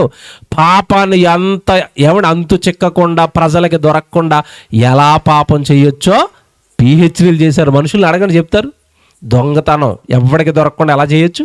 సినిమాలు వచ్చేసినాయి. ధూమ్ 3 అంతా ఏంది సినిమా అంతా. ఎవడికి పోలీసు వాళ్ళకి దొరకకుండా దొంగతనాలు ఎలా చేయాలో మేము చెప్తాం. హీరో మళ్ళీ దొంగతనం చేస్తున్నవాడు వెధవ కాదు. మళ్ళీ ఎవరు? హీరో. ఏమంటే వాడే రోల్ మోడల్ ఇప్పుడు యూత్కి. ఇంకా చెప్పనా, ఎక్కడో హిందీ మీకు అర్థం అవుదేమో, ఈ మధ్యకాలంలో తెలుగులో ఒకటి వచ్చింది. వాడు గొడ్డలు వేసుకుని అడవిలోకి వెళ్ళి ఎర్రచందనం దొంగలన్నీ నరికేస్తున్నాడు. వాడు హీరో. ఆ సినిమాకి మళ్ళీ నేషనల్ అవార్డు. తెలియదు కాదు మీకు? ఎంత దరిద్రంగా ఉన్నాయండి వ్యవస్థలు, ఎంత దరిద్రం అండి. ఆ ఇచ్చినోడికి బుద్ధి లేదు, ఈ తీసినోడికి బుద్ధి లేదు, ఈ కోట్ల రూపాయలు డబ్బులు ఇచ్చి చూసినోడికి బుద్ధి లేదు. సినిమా పేరు పుష్ప ఏదో ఉంటుంది. పుష్పయ్య మాసిపోయిన గడ్డ వేసుకుని. ఏమండి ఒకప్పుడు హీరో అంటే ఏంటి చెప్పండి? మీకు తెలియదు కదా. ఒకప్పుడు హీరో ఏంటి? చక్కగా నీట్గా దూకునండి, మంచి బట్టలు వేసుకుని నీట్గా షేవింగ్ చేసుకుంటే హీరో. విలన్ అంటే ఏంటి? పెద్ద గడ్డ వేసుకుని ఇలాగ ఘాటెట్టుకుని, ఏమంటే లుంగి పైకెత్తి కట్టి అసహ్యంగా కనపడుతున్నాడు అనుకోండి, వాడు విలను ఒకప్పుడు. ఇప్పుడు చెప్పండి సేమ్ రివర్స్. విలనే హీరోలా ఉంటాడు, హీరో విలన్లా ఉంటాడు. గడ్డం పిచ్చిగా గడ్డం పెంచుకుని ఏమంటే ఒక లింగి కట్టుకుని గొడ్డల భుజాన్ని వేసుకుని స్మగ్లింగ్ చేస్తూ స్మగ్లింగ్కి సపోర్ట్ చేసిన వాడు హీరోనా? అంటే అది హీరోయిజం అండి? అది మంచి అండి? అది మీరు చెప్పండి, అది మంచా? తెలియట్లేదండి ఇప్పుడు. అంటే ఇప్పుడు సొసైటీ ఎలాగైపోయిందంటే, మరి హీరో అంటే దొంగతనాలు చేస్తున్నాడంటే దొంగతనాలు చేసేవాడు కూడా ఎవరు ఇప్పుడు? హీరో. అది కూడా మంచిదనమే, అది కూడా ఒక జాబ్ అంటున్నాడు అంతే. మనకు ఆవిడ వచ్చి అంటుంది, వ్యభిచారం చేస్తున్నారు కదమ్మా, మానేయొచ్చు కదా, ఏదైనా మంచి ఉద్యోగం చూసుకోవచ్చు కదా అంటే అంటుంది, అది నీ వృత్తి అయితే ఇది నా వృత్తి. వ్యభిచారం ఏంటంట? వృత్తా? వ్యభిచారం వృత్తా? ఏం లోకంలో వృత్తులు లేవు ఇంకా చేసుకోవడానికి, పనులు లేవు ఇంకా. ఆడపిల్లలు ఏ పని లేక తెల్లవారితే హైదరాబాద్ ప్రాంతంలో ఆ ఇంట్లోని ఈ ఇంట్లోని చక్కగా పని చేసుకుని బతుకుతున్నారండి. వంట సామాన్లు కడుక్కొని బట్టలు ఉతుక్కుని ఇల్లు తుడుచుకుని బతుకుతున్నారు. అది పని కాదా? అది వృత్తి కాదా? అది చేయదట. తన శరీరాన్ని తన భర్తకు అప్పగించగలసిన శరీరాన్ని ఊరి మీద వాళ్ళందరికీ అప్పగిస్తూ దాన్ని ఏమంటున్నారు? వృత్తి. ఇవన్నీ ఏంటో తెలుసండి? పాపాలలో పిహెచ్డీలు చేశారు వీళ్ళు. పాపానికి మంచిదిగా కవర్ కోటింగ్ వేస్తున్నారు వీళ్ళంతా. ఎన్ని పాపాలండి, మళ్ళీ చెప్తున్నాను, మీరు జాగ్రత్త, మీ పిల్లలు జాగ్రత్త. పాపము తెలియకుండా మంచిగా కోటింగ్ వేసుకుని ప్రజల మధ్యలోకి వచ్చింది ఇప్పుడు. అది పాపం అని కూడా ఎవరికి తెలీదు. మంచి లేదండి సమాజంలో, సొసైటీలో. మీ పిల్లలు జాగ్రత్త అండి. మన జనరేషన్ ఎలాగ ఉందంటే నాకు భయం వేస్తుంది. నెక్స్ట్ జనరేషన్ ఏంటో, నెక్స్ట్ ఎలాగ ఉంటారో. పీకలు నరికేసేవాడు కూడా హీరో అవుతాడేమో. నీ వీధిలో ఎంతమందిని చంపేస్తే వాడు హీరో అంటాడేమో తర్వాత. భయం వేస్తుందండి, నెక్స్ట్ జనరేషన్ ఏంటో భయం వేస్తుంది. దేవుని పిల్లలారా, పాపం పాపం పాపం పాపం పాపం పాపాలు దేవుడి కంటికి ఎలా మారిపోయి తెలుసండి. వద్దురా, మీ పాపపు గుంపును నేను చూడలేకపోతున్నాను అన్నాడు దేవుడు. వద్దు, మీ పాపాలు చేస్తున్నారు, బలు పట్టుకుని వస్తున్నారు. పాపాలు చేస్తున్నారు, బలు పట్టుకుని వస్తున్నారు. మీ బలులు వద్దు, మీరు వద్దు నాకు. అసలు మీరు నా గుమ్మంలోకి, నా ఆవరణంలోనికి, నా సన్నిధిలోకి రాకండి అన్నాడు అంతే. యెషయా గ్రంథం ఎంత బాగుంటుందో చూడండి. ఇది 1వ అధ్యాయం 11వ వచనం చదవండి.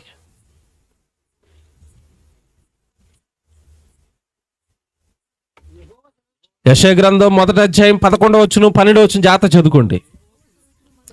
యెహోవా సెలవిచ్చిన మాట ఇదే, విస్తారమైన మీ బలులు నాకేలా, దహన బలులకు పొట్టేళ్లను, బాగుగా మేపిన దూడల క్రొవ్వును,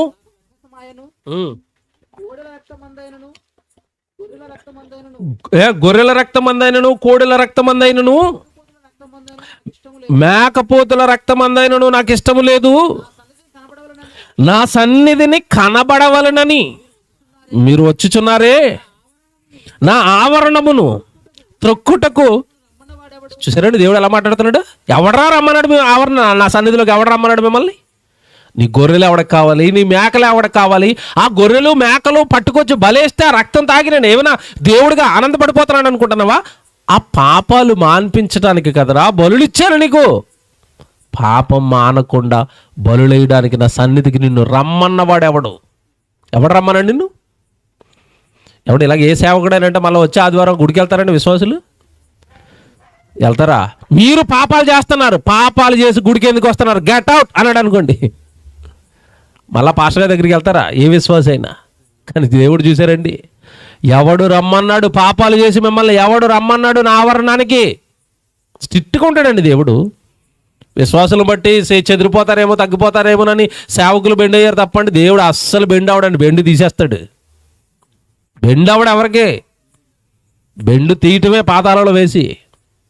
పాపాలు మానేయండి, పాపాలు మానేయండి. 16వ వచనం చూడండి ఎంత బాగుంటుంది. అలా చదువుకుంటూ వస్తే మీరు అలా చదువుకుంటారండి. పైనుంచి చదువుకోవడం మీకు చాలా బాగుంటుంది. నేను డైరెక్ట్గా వెళ్ళిపోతాను, నాకు టైం అయిపోద్ది కదా. 16వ వచనం చదివిస్తున్నాను డైరెక్ట్గా. మిమ్మును మీరు కడుగుకొని శుద్ధి చేసుకొనుడి, మీ దుష్క్రియలు కనబడకుండా వాటిని తొలగింపుడి, కీడు చేయుట మానుడి, మేలు చేయ నేర్చుకొనుడి, అప్పుడు నా సన్నిధికి రండి. ఇవన్నీ చేసి నా సన్నిధికి రండి. అలా కాకుండా మీరు పాపాలతో నా సన్నిధికి వస్తానంటే మీరు పరిశుద్ధులు కాదు, పాపుల గుంపు అంటాడు పైన. నేను చదువుకుంటూ వచ్చేసాను. అది ఎక్కడ ఉంటుందంటే మీరు 13వ వచనంలో కింద ఉంటుంది చూడండి. 13వ వచనం చూడండి. 13వ వచనం చదువుదాం. అది నాకు అసహ్యమైన పుట్టించు దోపార్పణము, దానిని ఇక్కడ తేకుడి.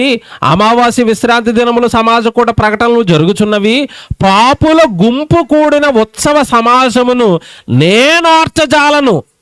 నాకు మందొద్దు. పాపుల గుంపంతా ఒక చోటకు వచ్చేసి నాకు అర్పణలు చేస్తూ ఉంటే, నాకు విశ్రాంతి దినాలు పాటిస్తూ ఉంటే అది నాకు వద్దు. నాకు గుంపొద్దు, పాపుల గుంపు నాకు వద్దు. నా దగ్గరకు వచ్చేవాడు ఎలా ఉండాలట? ఇంత చివరిలో చదువుకున్నారు కదా, ఎలా ఉండాలి? మీ పాపాలు, మీ చేతికంటుకున్న పాపపు క్రియలు, దుష్క్రియలన్నీ కూడా మీరు ఏం చేయాలట? శుద్ధి చేసుకొనిడి. పాపము చేయకుండా పవిత్రంగా లోకంలో బ్రతికి నా సన్నిధికి రండి. ఇప్పుడు అర్థమవుతుంది మీకు. ఏమర్థమవుతుంది చెప్పండి? ఆజ్ఞిస్తే పాపం ఆగలేదు, ఆజ్ఞతో ఆగలేదు కదా అని బలులిస్తే బలులు కూడా పాపాన్ని ఆపయ పాపంలో వీళ్ళు ఏమండి మరొక స్థాయికి వెళ్ళిపోయారో మీరు చెప్పండి. మరొక స్థాయికి వెళ్ళిపోయారు. ఇక దేవుడండి చివరగా తీసుకున్న నిర్ణయం అండి, ఒరే బాబు మీ పాపాలు ఎలా మాన్పించాలో నాకు అర్థం అవటం లేదు. చివరికి జంతువును బలేస్తే, జాగ్రత్తగా వినండి ఇక్కడి నుంచి, జంతువును బలేస్తే నువ్వు పాపాన్ని మానలేదు కదా, జంతు బలిని చూసుకోవడం నీ మనసు మారలేదు కదా, జంతువు నీ కోసం గిలగిల గిలగిల కొట్టుకుని చచ్చిపోతున్నా కూడా నువ్వు పాపం చేయకుండా ఆగలేదు కదా. చివరికి నా కొడుకుని చంపుకుంటాను నీ కళ్ళ ముందు, ఆగుతావా పాపం చేయకుండా? నా కొడుకు, నా జ్యేష్ఠ కుమారుడు, పరలోకంలో మీ అందరికంటే ముందు పుట్టినవాడు, మీ కొరకు సృష్టిని కట్టడానికి ప్రధాన శిల్పిగా నాకు సహాయపడినవాడు, నా కొడుకు అంటే నాకు చాలా ఇష్టం, ప్రేమ. ఒక్క క్షణం కూడా నా కొడుకును విడిచిపెట్టి ఉండలేను. ఎందుకంటే పరలోకంలో మీకులాగా నాకు ఎవ్వరు లేరు, ఉన్నదల్లా పిల్లలు. అందులో జ్యేష్ఠ కుమారుడు, మొట్టమొదటి పుట్టిన కొడుకు నా యేసు, నా కొడుకు, నా జ్యేష్ఠ కుమారుడు. ఆయన బలేస్తేనైనా నీ పాపాన్ని ఆపుతావా? వేస్తాను బలి. ఎలా బలేస్తానో తెలుసా? నీకోసం ఆయన్ని. అందరూ చచ్చిపోయినట్టుగా ఉరితాడుకేసి టక్కమనే నిమిషంలో ప్రాణం పోవటమో, లేదా ఏదో యాకోబుని తల నరికించినట్టుగా ఒక్కసారి తల నరికితే ఎగిరి అంత దూరంలో పడి గిలగిల కొట్టుకుని యాకోబు చచ్చిపోయినట్టుగా తల నరికించి చంపటము కాదు. నీకోసం సిలువలో శిక్షించి శిక్షించి శిక్షించి నీకోసం సిలువలో ముళ్ళ కిరీటము, మేకుల దెబ్బలు, ఒళ్ళంతా రక్తం కారిపోతూ సిలువలో చచ్చిపోతాడు నా కోసం, నీ పాపాల కోసం.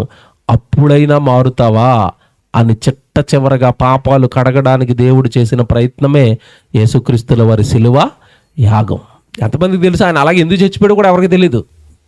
నువ్వు మారవు కదా, మామూలుగా యేసు చచ్చిపోయాడు అంటే ఎంతమంది మారతారు చెప్పండి మీలో? సిలువ యాగాన్ని చూసి కదండి మనమంతా మారేమో. ఆ ముళ్ళ కిరీటాన్ని చూసి గుండె తల్లడిల్లిపోలేదా మనందరికీ? ఏమంటే ముళ్ళు కాలుకు గుచ్చుకుంటేనే తట్టుకోలేమే, ముళ్ళ కిరీటం పట్టుకెళ్ళి ప్రభుకి ఎక్కడిట్టారు? నెత్తి మీద. ఎంత సెన్సిటివ్గా ఉంటుందో తెలియదు కాదు ఈ ప్రాంతం.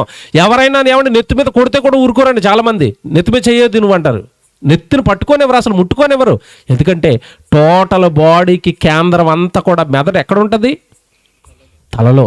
ఆ తల మీద ముళ్ళ కిరీటం గుచ్చుతుంటే, ముళ్ళు ఏమంటే తలలోకి దిగి రక్తం కారుతూ ఉంటే, ఆ రక్తాన్ని చూసి పాపాలు చేయటం మానేస్తావా? ముళ్ళ కిరీటాన్ని చూసి. అక్కడ మారలేదు. ఒక్కసారి యేసుక్రీస్తుల వారు చేయి చూడు, ఈ చేతిలో మేకును దింపారు, ఈ చేతిలో మేకును దింపారు, కాళ్ళు ఒకదాని మీద ఒకటి పెట్టి కాళ్ళలో మేకులు దింపారు. ఆపుతావా పాపం? ఆపుతావా? నీ ఒంటి మీద పడవలసిన ప్రతి దెబ్బ, నీ నెత్తికి పెట్టవలసిన ముళ్ళ కిరీటం, నీ చేతిలో పడవలసిన మేకు నా చెయ్యి అడ్డు పెడతాను. నేను చచ్చిపోతాను నీకోసం, తండ్రి కోసం, మీకోసం నేను బలవుతాను. నా రక్తాన్ని, నా సిలువ మరణాన్ని చూసైనా మీ పాపాలు ఆపుతారా అన్నాడు. అందుకేనండి సిలువ యాగం అంత దారుణంగా నీకోసం నా కోసం జరిగింది. తెలియదు చాలామందికి యేసుప్రభు ఎందుకు అలా చచ్చిపోయాడు కూడా. టక్కమని చచ్చిపోయాడు అనుకోండి, ఎవడ మారతాడు చెప్పండి? అంతలాగా సిలువలో ప్రాణం పెడితేనే ఈ మతోన్మాదులు మూర్ఖులు అంటున్నారు. 3 మేకులు పీక్కోలేనాడు మిమ్మల్ని ఏం రక్షిస్తాడండి? 3 మేకులు కాదు, 100 మేకులు వేసినా పీక్కుంటాడు. నువ్వెక్కడ పాతాళానికి వెళ్ళిపోతావని మేకులు ఎంచుకున్నాడు. వీడి కణత మీద పడాలి ఈ మేకులు, ఆయన చేతులు ఎంచుకున్నాడు. ఈ మూర్ఖుడికి అర్థం కాక ఏమంటే హేళన చేస్తున్నారు సిలువ యాగాన్ని. దేవుని పిల్లలారా, ఒకసారి మీరు ఈ రాత్రి నా ప్రసంగం అంతా మీరు మదిలో పెట్టుకుని ఒకసారి వెళ్ళి ఫ్యాషన్ ఆఫ్ ద క్రైస్ట్ కానీ, యేసుక్రీస్తుల వారి సిలువ యాగం జరిగిన విజువల్ సినిమాలు ఉంటాయి కదా, ఒక్కసారి చూడండి. రాత్రంతా నా ప్రసంగాన్ని దృష్టిలో పెట్టుకుని అది చూడండి. మీకు ఏడుపు రాకపోతే నన్ను అడగండి. ఎందుకయ్యా అలాగ దెబ్బలు తింటున్నావంటే, నీకోసమే. నేను దెబ్బలు తినకపోతే నా ప్రతి దెబ్బ ఎవరి మీద పడుతుంది? మన నడ్డి మీద పడుతుంది. ముళ్ళ కిరీటమా, సిలువ యాగమా? ఎవడి నిజంగా మహానుభావుడిని హింసించింది ఎంతసేపు అనుకుంటున్నారు? ఉదయం 9 గంటలకి సభకి తీసుకెళ్తేనండి, మధ్యాహ్నం 3 గంటల వరకు హింసించి హింసించి హింసించి చంపారండి. ఏమంటే అసలు ఒళ్ళంతా రక్తం ఓడుతుంది, ఒళ్ళంతా రక్తం కారిపోతుంది. అసలు ఏ ప్రదేశం కూడా దెబ్బలేని అవయవం లేదు, ఒళ్ళంతా రక్తం కారిపోతుంటే ఆ రక్తం కారిపోయిన ఆయన్ని సిలువేయడానికి తీసుకువెళుతూ యెరూషలేము వీధుల్లో ఊరేగిస్తూ ఆయన సిలువేయడానికి అవసరమైన మానుని పట్టుకొచ్చి మళ్ళీ ఎవరి మీద పెట్టారు? ఆయన మీద పెట్టి మొయ్యి. ఒకసారి రాత్రి ఆలోచించండి. అంటే దేవుడు ఎందుకు ఇలాగ అంత దారుణంగా ఆ సిలువ మరణాన్ని ఆయనకి ఇచ్చాడు అంటే, జంతువుని కళ్ళ ముందు చచ్చిపోతానను మారలేదు గనక ఇప్పుడు యేసు మరణాన్ని చూసి నువ్వేం చేయాలి? మారాలి. మరలా పాపం చేయకూడదు. మరలా పాపం అంటే నీకు భయం వేయాలి. నేను పాపం చేసినందుకు ఆయన అలా నలిగిపోయాడు కదా, నేను మరలా పాపం చేస్తే మరలా సిలువేసినంత పని ఆయనకు అవుతుంది కదా, నేను తప్పు చేయకూడదు, పాపం చేయకూడదు అని, పాపం అంటే దూరంగా జరుగుతావని సిలువ యాగాన్ని నీ కళ్ళ ముందుకు దేవుడు తెచ్చాడు. రక్తముతో రూపొందిన రక్షణ మార్గం నిన్ను రక్షించడానికి చివరికి ఏమి అవసరమైందంటే, తన ప్రియ కుమారుడైన యేసుక్రీస్తుల వారి రక్తమే అవసరమైంది. సరే, రాత్రి ఆలోచించండి. ఆ రోజు ఇశ్రాయేలు పాపం చేస్తున్నారు, జంతువులు చచ్చిపోతానే మారలేదు. ఈరోజు ప్రభువుని అంగీకరించిన తర్వాత, ఏమండి, పరిశుద్ధమైన జీవితాన్ని ప్రారంభించిన తర్వాత, బాప్తిస్మము తీసుకున్న తర్వాత మనలో చాలామంది ఫీల్ అవుతున్నది ఏంటో తెలుసండి. ఆ రోజు వాళ్ళు ఏం ఫీల్ అయ్యారు అంటే, ఇదిగో మేము పాపం చేస్తే జంతువుని బలేయడానికి. ఈరోజు చాలామంది బాప్తిస్మం తీసుకున్న తర్వాత కూడా పాపాలు మానరండి. మానకపోగా వీళ్ళు ధైర్యం ఏంటో తెలుసా, నేను ఈ వారం అంతా పాపం చేస్తాను, ఆదివారం గుడికి వెళతాను, అక్కడ నాకు ఎలాగో యేసుక్రీస్తుల వారు రక్తం ఇస్తారు, ఆయన శరీరం ఇస్తారు, తిని తాగేసి నేను పాపాలన్నీ దులిపేసుకుంటాం. నిజంగా పోతాయా? ఇందా చెప్పాను కదా, డోస్ ఎక్కువైపోతే మెడిసిన్ అనేది పని చెయ్యదు. నీవు బుద్ధిపూర్వకంగా పాపం చేస్తే, మళ్ళీ చెప్తున్నాను, నీ బుద్ధిపూర్వకంగా పాపం అని తెలిసి కూడా పదే పదే చేస్తున్నావు అనుకోండి, బుద్ధిపూర్వక పాపానికి పాప క్షమాపణ లేదు. యేసుక్రీస్తుల వారి రక్తం పనిచేయదు. తెలియక, బైబిల్ తెలియక, దేవుడి శాసనాలు తెలియక చేస్తున్నారు చాలామంది. తప్పు చేయకండి,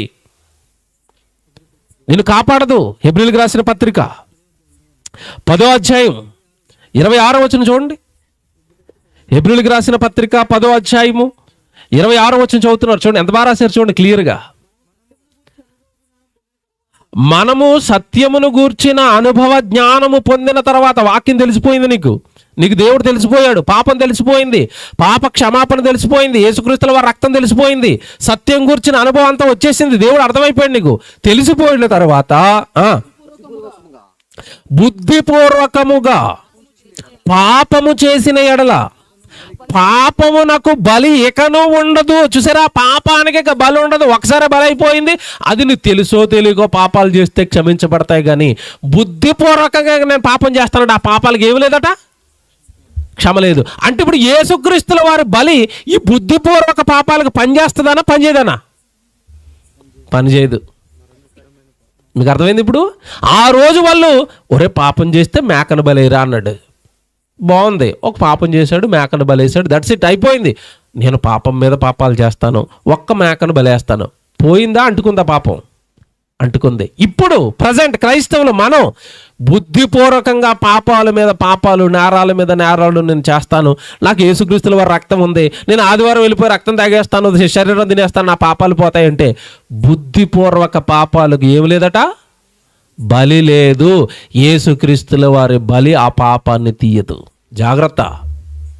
పాపం అంటే చిన్నదనుకున్నారు, ఒక్కసారి అంటుకుందంటే కడుక్కోవడం చాలా ప్రమాదం అర్రా, చాలా ప్రమాదం. మీకు తెలియదు. అది తెలిసిన వాళ్ళు ఏమైపోయారు తెలుసండి. పాత నిబంధనలో మనకున్నట్టుగా యేసుప్రభు రక్తం లేదు కదా పాపం వాళ్ళకి.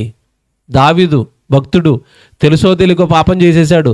పాపం చేసేసిన తర్వాత ఆయన పరిస్థితి ఏంటో తెలుసండి, పాపాన్ని క్షమించు, పాపాన్ని క్షమించు, పాపాన్ని క్షమించు. ఎందుకంటే మెడిసిన్ లేదు, క్షమించడం లేదు, దేవుడు తెలీదు. ఈరోజు మనకంటే బాప్తిసం తీసుకుని మన పాపాలన్నీ టక్కుమని ఒకసారి పోయాయి. అలాంటి పరిస్థితి లేని కాలంలో, జంతు బలులు కూడా పాపాన్ని తీయలేని కాలంలో దావీదు పెట్టాడండి మొర. కీర్తన గ్రంథం 6వ అధ్యాయం చదువుకోండి. దావీదు పెడతాడండి మొర, నా పాపాన్ని తీసేయి తండ్రి, నా పాపాన్ని తీసేయి తండ్రి, నా పాపాన్ని తీసేయి తండ్రి అని. తాను ఏ పక్క మీద, తాను ఏ పరుపు మీద అయితే పడుకుంటున్నాడో ఆ పరుపు తడిచిపోయేంతగా ఏడ్చాడట. ఎందుకు అంతలాగా ఏడుస్తున్నాడు పాపం విషయంలో? ఎందుకు అంతలా భయపడుతున్నాడు పాపం విషయంలో? పాపానికి వచ్చే జీతం ఏంటి చెప్పండి? మరణం. ఏం మరణం అది? పాతాళము. ఆత్మలు, ఒకప్పుడు దేవుడి దగ్గర దేవదూతలుగా ఉన్న ఆత్మలే ఆ పాతాళం అంటే గజగజ గజగజ గజగజ వణికిపోయి యేసుక్రీస్తుల వారు తొలి శతాబ్దంలో ఎదురుపడినప్పుడు అంటున్నాయి దెయ్యాలు, ప్రభువా మా సమయం ఇంకనూ రాలేదు, ఆ భయంకరమైన పాతాళానికి మమ్మల్ని పంపించొద్దు. దెయ్యం భయపడుతుందండి. దేనికి? పాతాళానికి. అంటే అది ఎంత ప్రమాదకరంగా ఉంటుందో మీరు ఆలోచించాలి. ఈ రాత్రి దెయ్యాలే గజగజలాడిపోతాయి పాతాళం అంటే. ఏమన్నా ఈరోజు మనిషికి భయం ఉందంటారా? పాతాళం అంటే భయం ఉందంటారా?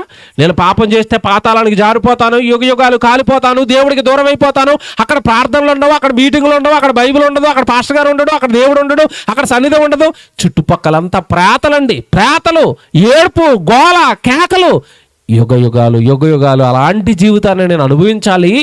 ఆ పాతాళం నేను పోకూడదనే కదా నా ప్రభు వచ్చాడు, నా కళ్ళ ముందు నా కోసం అంత భయంకరమైన శిలువ యాగాన్ని అనుభవించాడు అని ఆ శిలువ యాగం ద్వారా పాపాలు కడుక్కుని వాక్యానికి లోకపు జీవితానికి, పాపపు జీవితానికి అంతం పలికి పరిశుద్ధంగా బ్రతుకుతున్నవారు ఈరోజు ఎంతమంది ఉన్నారు చెప్పండి? ఎంతమంది ఉన్నారు?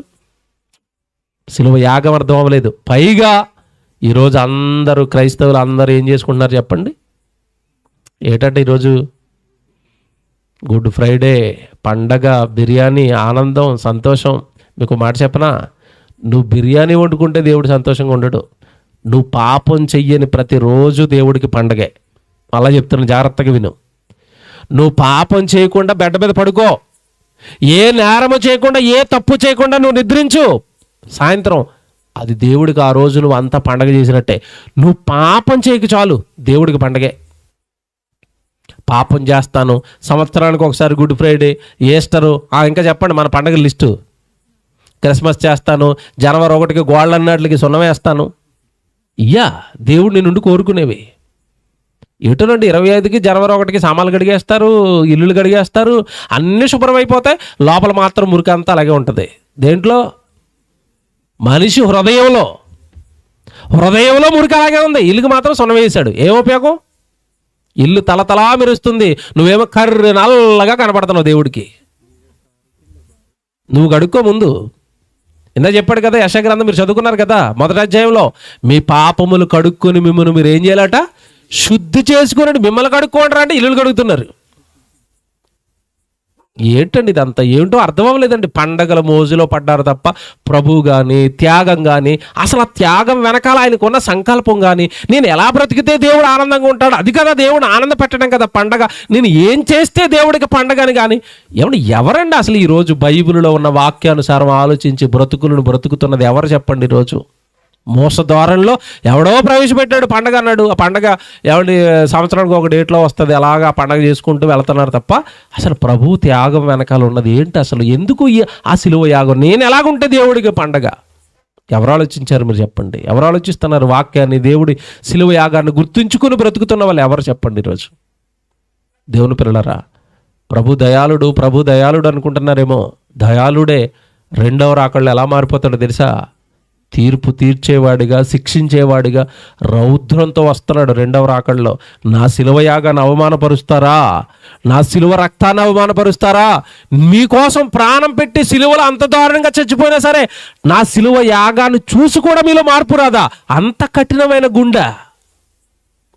మీరు సహజంగా చూడండి, బాగా వినండి. పాయింట్ చెప్తాను మీకు, ఇప్పుడు బాగా అర్థమవుతాడు. ప్రభు మీరు బాగా ఇష్టపడే మీ కూతురుకు కానీ, మీ కొడుకుకి కానీ, మీ కళ్ళ ముందే దెబ్బ తగిలి రక్తం కారుతుంది అనుకోండి, మీ ఫీలింగ్ ఏంటి చెప్పాలి? మీ ఫీలింగ్ ఏంటి? చాలామంది తల్లులు అక్కడ ఇలా కళ్ళు తిరిగి పడిపోతారండి. ఎవరు రక్తం చూడగానే? కొడుకు రక్తం చూడగానే కళ్ళు తిరిగి పడతావా? యేసుక్రీస్తుల వారు ఒళ్ళంతా రక్తమే కదమ్మా, అసలు నీకెందుకు అసలు ఆ గుండె ఎందుకు కరగటం లేదు? అంటే యేసుప్రభు మీ అన్న, మర్చిపోయావేమో.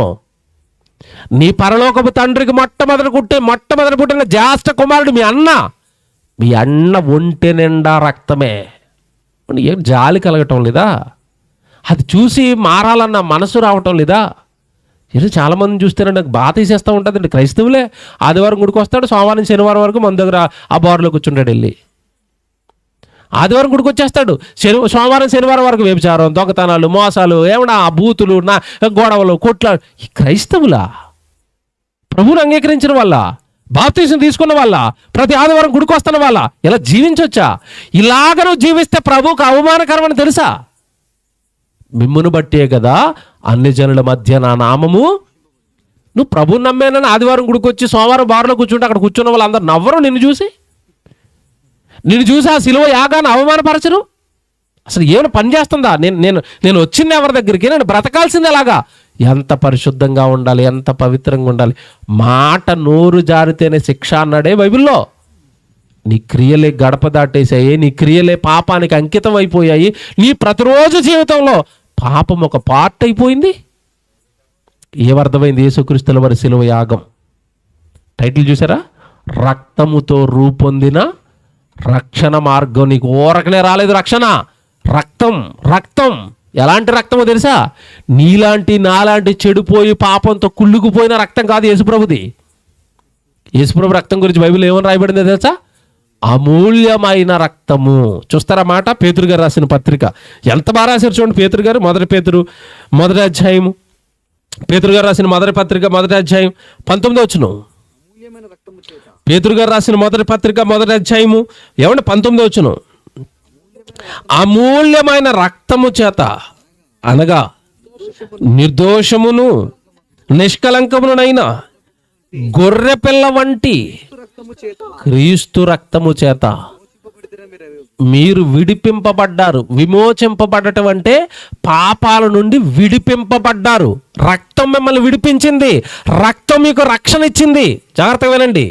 రక్తము విడిపించింది, రక్తము రక్షణ ఇచ్చింది. Very good. ఇచ్చిన రక్తం ఎలాంటి రక్తం అట? అమూల్యమైన. ఆ పదానికి అర్థం తెలుసండి? అమూల్యమైన అంటే అర్థం ఏంటంటే మూల్యము చెల్లించలేనిది, అనగా వెల కట్టలేనిది అని అర్థం. యేసుప్రభు రక్తానికి వెల కట్టగలరా? మనకున్న వెండి బంగారాలన్నీ ఆయన ముందు పోసిన అంతటి పవిత్రమైన రక్తం ప్రపంచంలో దొరుకుతుందా? మీరు చెప్పండి. ప్రపంచంలో దొరుకుతుందా? దొరకదు. ఎందుకు దొరకదు? నీతిమంతుడు లేడు, ఒక్కడును లేడు. అందరూ పాపం చేసి ఆయన అనుగ్రహించు మహిమను పొందలేకపోతున్నారు. అందరూ పాపం చేశారు. అందరూ దుష్కార్యాలు చేశారు. పాపం చెయ్యని ఒకే ఒక్కడు యేసు. అందుకే ఆయన రక్తానికి ఎవడు ఏం కట్టలేడు? వెల కట్టలేడు. నువ్వు ఏమిచ్చినా ఆయన రుణం తీర్చుకోలేవు. పోనీ ఆయన రక్తం ఇచ్చేసాడు కదా, నేను రక్తం ఇచ్చేస్తాను, నీ రక్తం ఇస్తే ఆయన పనిచేస్తుందా? మొత్తం కుళ్ళిపోయింది పాపాలతో. నీ రక్తం ఇచ్చినా సరే ఆయన వెల కట్టలేవు. ఎందుకంటే నీ రక్తం పనిచేయదు ఆయన రక్తం ముందు. ఆయన రక్తం ఎంత మంచిదో తెలుసండి. నిజంగానండి, ఏం బైబిల్ అండి అలా చెప్పాలనిపిస్తుందండి. రాత్రంతా మీకు టైం అయిపోయి మీరు కూర్చోలేకపోతారు, కానీ మాకైతే అసలు ఆగాలనిపించదు యేసుప్రభు రక్తం గురించి చెప్పినప్పుడు. ఎలాంటి రక్తం తెలుసండి యేసుప్రభు రక్తం? యేసుప్రభు రక్తం గురించి పాట కట్టాడు జాన్సన్ అనే పాట చూద్దురు. ఏమంటే పాట మీరు అందరూ పాడుతున్నారు. ఎలాంటి రక్తం అట? హేబేలు కంటే మరి శ్రేష్టముగా పలుకు రక్తం. ఎలా పలుకుతుందట? హేబేలు కంటే శ్రేష్టం. హేబేలు రక్తం ఏమని పలికింది? మా అన్నయ్య నన్ను చంపేశాడయ్యా, కయ్యూను నన్ను చంపేశాడయ్యా, కయ్యూను నన్ను చంపేశాడు, కయ్యూను నన్ను చంపేశాడు. మరి ఏం చేయమంటున్నావు? వాడిని ఏదైనా శిక్షించవా? ఇప్పుడు యేసుప్రభు రక్తం ఏమంటుంది? అయ్యా తండ్రి దేవా, నేను నా తమ్ముళ్ళ కోసం సిలువలో చచ్చిపోయాను, నా రక్తం అంతా భూమి మీద ఒలికిపోయింది. ఈ రక్తం ఏమంటుందంటే, నేను రక్తాన్ని ఒలికించాను గనక నా తమ్ముళ్లను చెల్లెలను క్షమించవా? యేసుప్రభు రక్తం ఏమని అడుగుతుంది? క్షమించండి. ఏమండి మీరు ఒక మాట అడగనండి, బాగా ఆలోచించుకోండి. మీరు ఈరోజు నేను ఒక మాట చెప్తాను. అసలు మనిషి అండి క్షమలో యేసుప్రభు ఎంత టాపరో చెప్తాను. ఇప్పుడు సాటి మనిషిని ఈరోజు మనిషి క్షమించగలడంటే అస్సలు క్షమించడండి. యేసుప్రభు మీద డైరెక్ట్గా మొహం మీద ఉమ్మూసారండి. మీకు మాట చెప్పిన యేసుప్రభుకు ఉన్న శక్తి, ఉమ్మూసిన వాడు ఒకవైపు కన్నెర్ర చేశాడు అనుకోండి, వెంటనే వాడు ఏమైపోతాడు చెప్పండి? అంజూరపు చెట్టు మాడిపోయినట్టుగా మాడిపోతాడు. తెలియదేమో మీకు ఆయన పవరు. గాలి సముద్రమే ఆగండి అనగానే కుక్క పిల్ల ఆగిపోయినట్టుగా ఆగిపోయాయి. అది యేసుప్రభు పవర్ అంటే. క్రియేటర్ అయినా ఆ రోజున యూదులకి రోమ సామ్రాజ్యానికి ఎలా కనబడుతున్నాడంటే, ఈయన ఎవరండి? నజరేతులో పుట్టాడు, నజరేతులో పెరిగాడట, ఎక్కడో బెత్లెహేములో పుట్టాడట, యేసేపు అని ఒక చిన్న వడ్రంగి పని చేసుకుంటాడట, వాళ్ళ కొడుకట, ఏదో మరి జ్ఞానం ఎక్కువైపోయి ధర్మశాస్త్రానికి వ్యతిరేకంగా మాట్లాడుతున్నాడట. ఆఫ్టర్ ఆల్ ఒక సామాన్యుడు అనుకున్నారు వాళ్ళు. అలా అనుకునే మొహం మీద ఉమ్మేస్తున్నారు.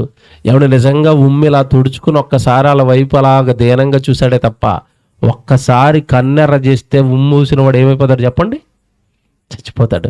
ఇక్కడ చెప్తాను, జాగ్రత్తగా వినండి. బ్రతికుండగా మొహం మీద ఉమ్మేస్తున్నవాడిని కూడా ఏం చేశాడు? క్షమించాడు. ఇప్పుడు నీ గురించి చెప్పనా? బాగా వినండి. మీరు మీ గేటు ముందు నుంచున్నారు. బాగా వినండి. మీరు మీ ఇంటి ముందు గేటు ముందు నుంచున్నారు. ఎవడో రోడ్డు మీద అలా వెళుతున్నాడు. అలా వెళుతూ నిన్ను చూసి ఒకసారి కింద ఉమ్మూసాడు. నువ్వేం చేస్తావు చెప్పాలి? ఏమొస్తుంది నీకు? కోపం కట్టలు తెంచుకుని వచ్చి వాడు మొహం మీద అంతా 10 కేజీలు ఉమ్మూసి, వాడు తల్లిని తిట్టి, తండ్రిని తిట్టి, వాళ్ళ వంశాన్ని తిట్టి, నా ముందే ఉమ్మోస్తావా? మొహం మీద చూసాడా? కింద రోడ్డు మీద చూసాడా? యేసుప్రభుకు ముందు చూసారా? మొహం మీద చూసారా? ఏముంది చెప్పండి ఆయనలో? క్షమ. యేసుని నమ్మున నీలో ఉందా? క్షమిస్తావా? భరిస్తావా సహోదరుని? ఎవరినైనా అంత అలా ప్రేమిస్తున్నావా? పోలేని తమ్ముడే కదా మూసాడు. తమ్ముడు అనుకుంటున్నాడు లోపల, నీకు తెలియదు అది. పోలే తమ్ముడే కదా మూసాడు, తమ్ముడే కదా చేతికి కిరీటం ముళ్ళ కిరీటం పెడతాడు, తమ్ముడే కదా మేకులేస్తాడు. ఆ చేస్తున్న వాళ్ళందరూ యేసుప్రభుకి ఏమవుతారు చెప్పండి? తమ్ముళ్ళండి. ఆ ఫీలింగ్ వచ్చిందండి మీలో ఎవరికైనా. యేసుప్రభు నా అన్న ఫీలింగ్ వచ్చిందా? నా కోసం చచ్చిపోయాడన్న ఫీలింగ్ వచ్చిందా? నా కోసం రక్తం అంతా ఖర్చు అయిపోయిందని ఫీలింగ్ వచ్చిందా? అది వస్తేనండి మీరు రాత్రింపగళ్ళు బైబిల్ పట్టుకునండి దేవుడి సన్నిధి చుట్టూ తిరుగుతారండి. యేసుప్రభు అండి, నాకు యేసుప్రభు అండి, నా యేసుప్రభు మాటలండి, నా యేసుప్రభు సువార్త అండి, నా యేసుప్రభు సభలండి, నా యేసుప్రభు సన్నిధి అండి, నా యేసుప్రభు బైబిల్ తరగతులండి, నాకు దేవుడు అండి, నాకు లోకం వద్దండి, పాపాలు వద్దండి. మీకు ఒక్కసారి అలాగ మీరు లోతుగా ఆలోచించుకుంటే యేసుప్రభుని హత్తుకుపోతారు. ఆయనకి హత్తుకుపోతారు. బ్రతికుండగా మొహం మీద మూసినా క్షమించాడు. చచ్చిపోయిన తర్వాత ఆయన రక్తం కూడా దేవుడికి ఏమని మొరపెడుతుందో తెలుసా? క్షమించు తండ్రి. చంపేశారా కొడుకా నేనంటే, పోలే తండ్రి తమ్ముళ్ళ కోసమే కదా చచ్చిపోయిన, క్షమించే. బా ఏమి యేసుప్రభు అండి. దొరికిన వాళ్ళు అదృష్టవంతుడండి. మళ్ళీ చెప్తున్నాను, యేసుప్రభు ఎవరికి దొరుకుతాడో వాడు అదృష్టవంతుడండి. దొరకని వాళ్ళు దురదృష్టవంతులు. దొరికేశాడు మనకు దొరికాడు కదండి. యేసుప్రభు దొరికాడు, రక్తం దొరికింది, సన్నిధి దొరికింది, బైబిల్ దొరికింది, సువార్త దొరికింది, పని దొరికింది. అసలు నేను ఒక్కొక్కసారి అండి ప్రపంచంలో మమ్మల్ని ఎందుకు ఈ భాగ్యానికి వారసులు చేసామని నిజంగానండి పొంగిపోతామండి మేము యేసుప్రభు దగ్గరికి వచ్చినందుకండి. ఒకప్పుడు జంతువు నెత్తి మీద తల వేసి జంతువును నరికించినా మనిషి మారలేదు. చివరికి కొడుకుని ఇలా బలేస్తేనైనా మారతారేమోనని అంతటి దారుణమైన శిలువ యాగంతో ఆయన శిక్షించి మనుషుల మదిలో దేవుడు ఏం తేవాలనుకున్నాడు అన్నప్పుడు మార్పు. ప్రభు శిలువ యాగాన్ని చూసిన తర్వాత కూడా నేను మారను అంటే మనల్ని రక్షించేవారు ఇంకెవరు ప్రపంచంలో లేరు. కనుక మీరు జాగ్రత్త, మీ ఆత్మలు జాగ్రత్త. ఇంత గొప్ప రక్షణ, అందుకే బైబిల్లో మాట ఉంటుంది, ఇంత గొప్ప రక్షణను మనం నిర్లక్ష్యం చేస్తే ఎలాగ తప్పించుకుంటాం పాతాళం నుంచి. ఇంత గొప్ప రక్షణను కూడా నిర్లక్ష్యం చేస్తారా? ఇంత గొప్ప శిలువ యాగాన్ని కూడా అర్థం చేసుకుని దేవుడి కోసం బ్రతకరా? చాలండి. లోకం కోసం బ్రతికింది చాలు, లోకంలో సుఖభోగాల కోసం బ్రతికింది చాలు. శిలువ యాగాన్ని చూసైనా మారి ప్రభు కోసం బ్రతకడం ప్రారంభించండి. ప్రభువులో బ్రతకడం ప్రారంభించండి. ప్రభు సేవ కోసం, ఆత్మల రక్షణ కోసం జరుగుతున్న ఇలాంటి సువార్త కార్యక్రమాలకు సహకారులుగా బ్రతకడానికి మీ జీవితాన్ని ఉపయోగించండి.